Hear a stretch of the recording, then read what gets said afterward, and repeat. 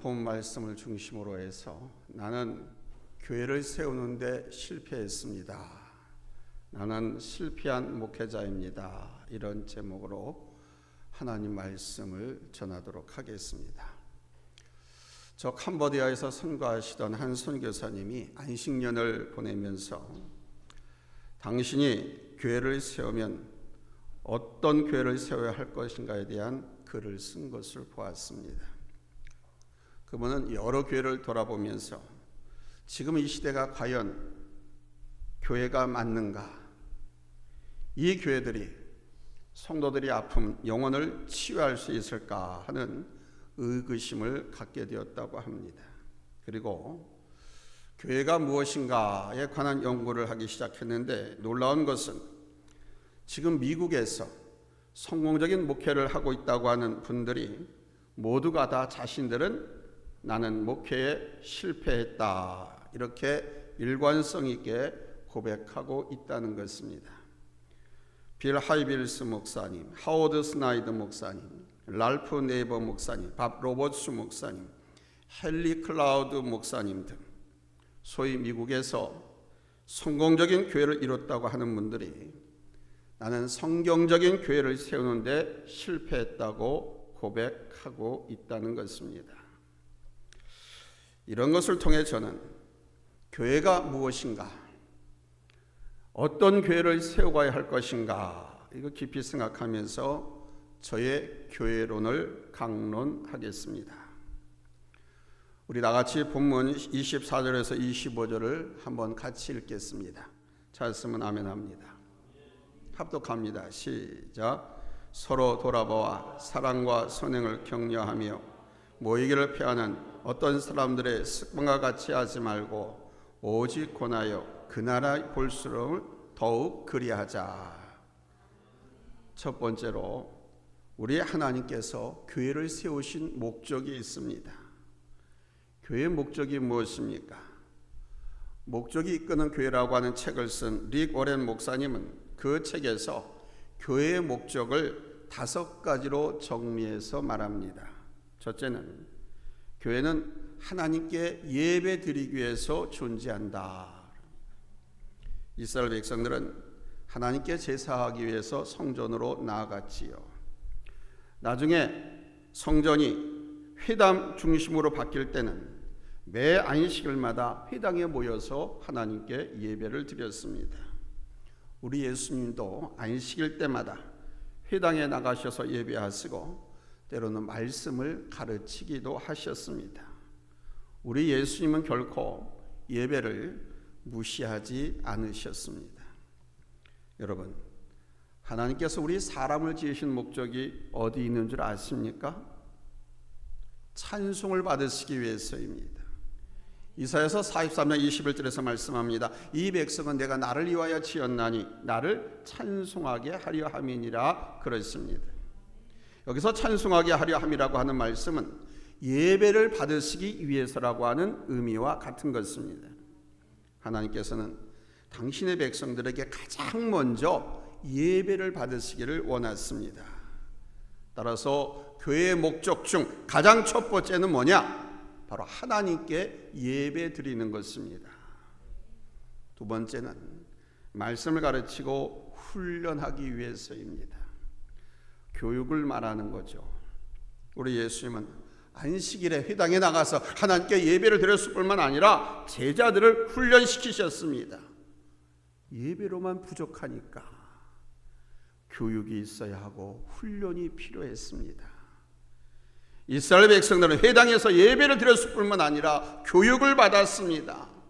회당은 학교이기도 했거든요. 아이들과 사람들이 모여서 말씀을 배우고 훈련을 했습니다. 교회도 마찬가지입니다. 교회도 말씀에 대한 훈련이 있어야 합니다. 이 훈련을 위해서, 성도들의 훈련을 위해서 교회가 존재하는 것입니다. 세 번째는 봉사하기 위해서입니다. 지역사회 속에서 하나님의 사랑을 통해서 섬기고 봉사하는 것은 매우 중요한 일입니다. 초대교회가 바로 그러한 본을 보여주었지요. 네 번째는 선교하기 위해서입니다. 영혼을 구하고 세상을 하나님의 나라로 회복시키는 일을 할 수 있는 것은 교회밖에 없습니다. 이 세상 어떤 곳, 어느 단체가 그 일을 할 수 있습니까? 로컬 처치와 파라처치가 그 일을 할 수 있는 겁니다. 이 지역교회와 선교단체가 바로 하나님 나라를 회복시키는 일을 할 수 있는 겁니다.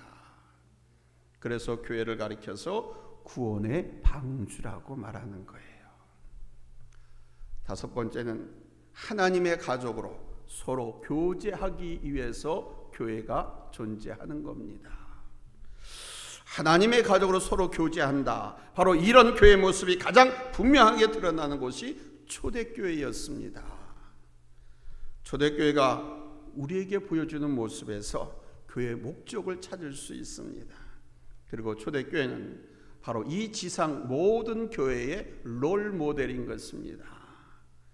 그래서 의식 있는 분들은 하나같이 다 초대교회로 돌아가자, 초대교회를 회복하자라고 외치는 것입니다. 물론 초대교회와 똑같은 모습을 갖자는 것이 아닙니다. 그러나 교회의 목적과 함께 교회의 본질을 그대로 회복하자는 것입니다. 그것이 바로 주님께서 세우신 교회의 목적이고, 오늘 우리 교회를 세우시고 우리를 부르시고 우리를 이 교회의 직분자로 세우신 목적입니다. 두 번째 대지는 이제 교회는 성경적인 교회로 회복되어져야 합니다. 지금 이 시대의 교회가 성경적으로 옳은 교회인지 바른 교회인지를 살피면서 초대교회로 회복되어져야 한다는 것입니다. 그러기 위해서 가장 먼저 첫 번째는 모이는 교회가 되어야 합니다. 한번 따라서 합시다. 모이는 교회가 되자. 옆 사람과 인사하면서 합니다. 모이는 교회가 최고랍니다. 가장 첫 번째입니다. 교회는 건물이 아니에요. 우리 한 사람 한 사람이 교회입니다. 그런데 이 교회가 그 목적에 부합하고 충실하기 위해서는 모이는 공동체가 되어야 합니다. 모일 때, 서로 모일 때 교회가 되는 것입니다. 모든 공동체가 힘을 얻기 위해서는 우선 모여야 됩니다. 모이게 힘쓰는 공동체는 지속되고요, 힘을 얻고요, 큰 일을 하게 되는 겁니다. 모이는 것이 중단되고 모이는 숫자가 줄어들면 나중에 폐쇄되는 겁니다.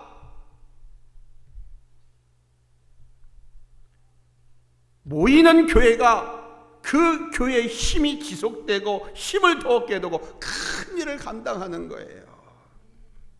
여러분, 이 교회에 모이기를 힘써야 될 줄로 믿습니다. 꾸준히 잘 모이는 모임만이 잘 모이고 역동적인 역할을 하잖아요. 어디든지. 가족도 마찬가지입니다. 가족들도 보면 잘 모이는 가족은 재미있고 행복합니다. 어떤 가족은요, 큰 일도 감당합니다. 그러나 잘 모이지 않는 가족은 매우 쓸쓸하고 허약하지요. 교회도 마찬가지입니다. 사도행전 2장 46절에서 초대교회에 대해서 묘사하고 있는 말씀 가운데에 날마다 마음을 같이하여 날마다 성전에 모이기를 힘쓰고 이랬습니다. 초대교회가 힘 있는 교회, 성장하는 교회가 될 수 있었던 것은 바로 모이기에 힘썼기 때문입니다. 아멘. 모임을 통해서 사람들이 개인적으로 위로도 받고 힘을 얻기도 하고 도움을 얻기도 하잖아요. 그리고 모임을 통해서 세상적인 유혹과 시험으로부터 이겨나갈 수도 있잖아요. 공동체적으로는 모임을 통해서 연합의 힘이 나타나는 것입니다. 아무래도 두세 사람이 모인 것보다 10사람이 낫고 10사람보다는 20명이 낫고 20명보다는 100명이 낫고 100명보다는 500명, 1000명이 더 힘이 나는 거 아닙니까?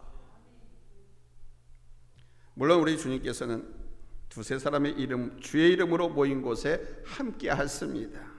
그러나 공동체가 있을 때, 공동체가 연합하는 차원에서 함께 모이는 것과 소수가 모이는 것은 심리적으로 완전히 다릅니다.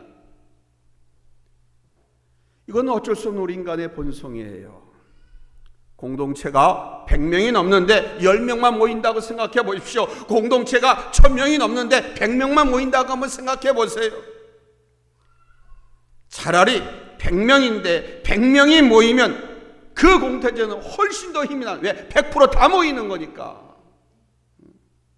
아니, 공동체가 10명밖에 안 되는데도 불구하고 그 10명이 다 모이면 1000명인 공동체에 100명 모이는 것보다 더 낫고 더 힘을 할 수 있고 큰 일을 감당할 수 있는 겁니다. 공동체가 함께 모인다고 하는 것은 이렇게 다른 거예요. 우리가 주님의 몸된 교회를 위해서 기도하고 함께 세워간다면 우리가 가장 먼저 해야 할 것은 뭐냐? 먼저 모이기에 힘쓰는 겁니다. 아멘? 우리가 모이기로 정한 시간, 그 한 시간 예배하기 위해서 우리의 목적을 위한 모임에 가장 먼저 함께 할 수 있어야 돼요. 교회는 구원을 베푸시는 하나님의 은혜의 통로가 아닙니까? 교회는 우리로 하나님의 나라의 삶을 살 수 있도록 준비시키는 성숙의 통로요, 축복의 통로가 아닙니까? 교회를 잘 섬기고 사랑하는 사람을 하나님은 반드시 축복하십니다. 반드시 내가 너를 축복하리라. 반드시 내가 너를 축복할 찬양 있잖아요. 하나님의 약속입니다. 미국에 유학 가서 공부하고 취업을 한 청년의 이야기가 있습니다. 그는 지금 미국의 한 컨설팅 회사에 다니고 있습니다. 졸업하고 그곳에서 취업을 하였고 앞으로 하나님이 주시는 비전을 향해서 움직이려 한다라고 말했습니다. 미국에 가서 유학생이 취업한다고 하는 거 쉽지 않습니다. 그런데 그는 좋은 회사에 취업을 해서 일하면서 교회를 잘 섬기고 있습니다. 그 청년은 교회가 너무 좋다고 합니다. 교회 가서 사람들을 만나고 또 양육하고 또 격려해주고 그런 일이 너무 좋았어요. 그래서 교회 가는 시간이 기다려진다고 합니다. 수요일도 가고 금요일도 가고 주일도 가고. 그리고 앞으로 정말 좋은 교회를 세우는 일에 본인도 참여해서 그 교회를 세워가고 싶다라고 말을 합니다. 교회는 목사 혼자 세워가는 거 아니에요. 교회는 나도 교회고 장로님도 교회고 집사님도 교회인 거예요.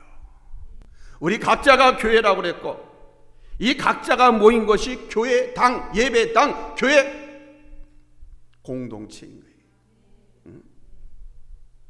여러분, 어디를 통해서 하나님께서 구원의 은혜를 베푸십니까?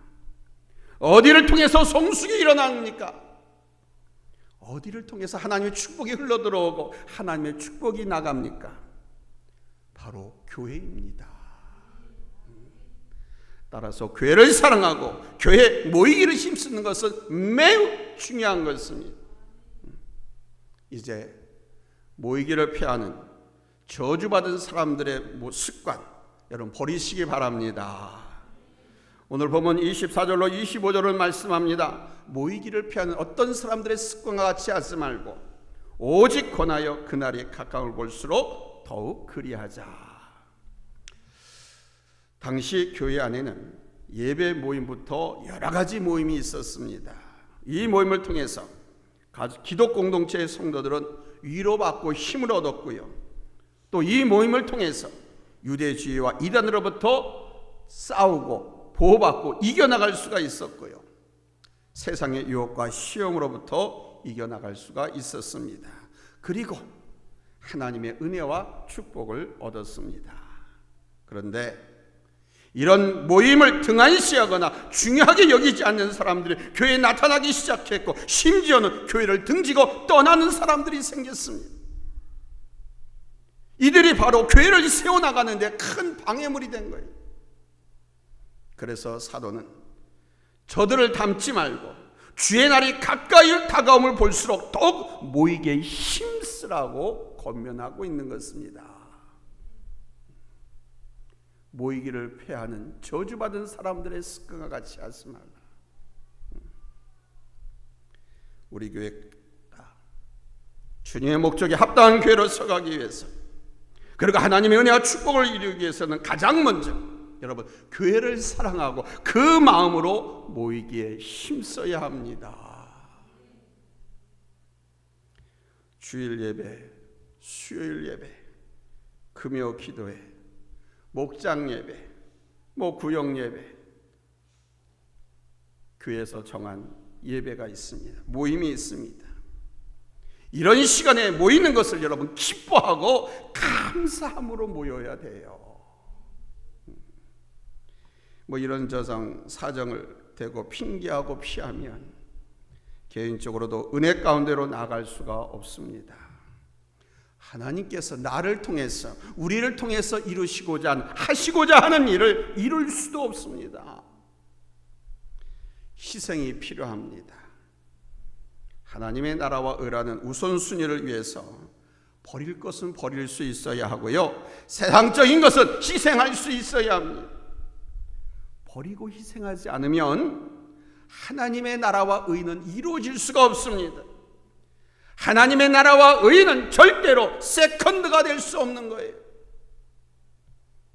하나님의 나라와 의가 두 번째로 밀려나는 순간 하나님의 나라와 의는 우리 안에 존재할 수 없습니다. 때문에 하나님의 나라와 의를 얻기 위해서 반드시 자기 포기, 자기 희생이 있어야 됩니다. self-abandon, self-sacrifice, 자기 포기, 자기 희생이 있어야 돼요. 이것이 될 때 하나님은 그 사람과 교회를 축복하시고 역사를 이루시는 것입니다.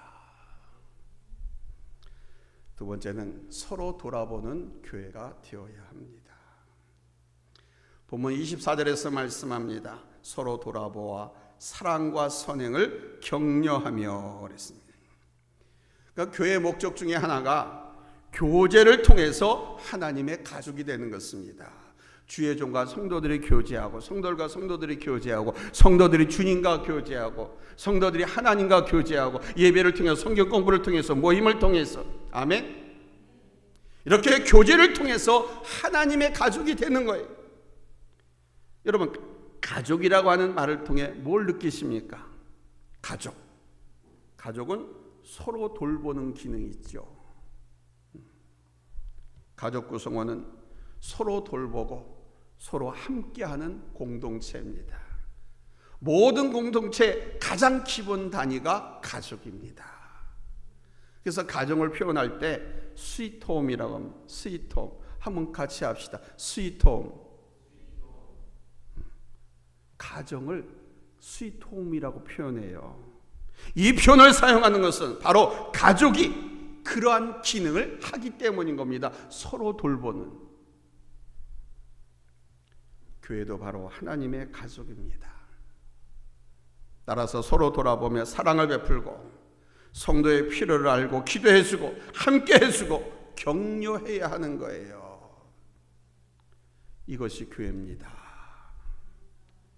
교회가 점점 대형화가고 있는 것은 이런 면에서 볼 때 매우 심각한 위기입니다.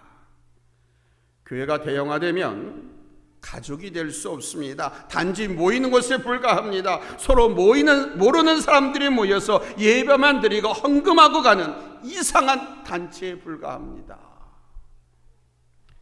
앞에서 말씀드린 이 캄보디아 선교사님이 미국의 한 교회를 방문하게 됐는데 그 교회 예배에 참석하기 위해서는 길게 줄을 서서 한참 기다리다가 들어가게 되었다고 합니다. 그리고 그 교회 강대상은 아주 높은 곳에 위치해 있었고 설교하는 목사님은 그 위에서 청주들 향해서 설교문을 읽어 내려가는데 아주 고상한 설교였다고 합니다. 예배를 마치고 나오는데 그들 가운데 대부분의 사람들이 그 누구와도 인사를 하지 않은 채 그냥 앞사람 뒤통수만 보고 궁둥이만 쳐다보면서 교회 문을 나가더라는 겁니다. 다들 모여서 서로 모르는 사람들끼리 뒤통수만 바라보고 예배를 드리다가 마치고는 그냥 나간 그 모습을 보고 이 선교사님이 야, 이게 교회인가? 교회가 이런 것인가 하는 의구심을 갖게 되었다고 합니다. 여러분, 모이기에 힘쓰면서 서로 돌아보고 사랑으로 섬기고 돕는 교회가 하나님의 교회입니다. 주님의 교회입니다. 아버지의 집입니다.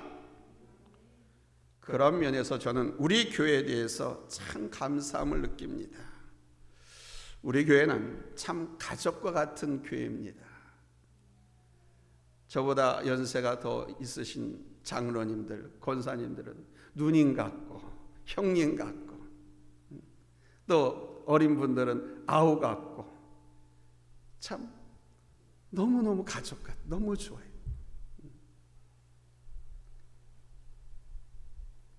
또 가족들, 식구들, 손주들 담임 목사가 다 이름까지 알고서 위에서 기도해 줄 줄 알고 한 사람 한 사람에 대해서 너 그렇게 신앙생활하면 안 돼! 너 그러면 안 돼! 라고 말할 수 있을 정도가 됐으니 얼마나 가족 같습니까? 참 좋은 교회입니다. 근데 그것을 보고 도망가는 사람도 있어요. 모이기를 피하는 어떤 사람들의 저주받은 습관입니다. 그런 모습은 우리 교회에서 없었으면 좋겠어요. 성경은 분명히 권합니다. 그러지 말라고. 교회 기간별 모임도 있고 목장, 구역,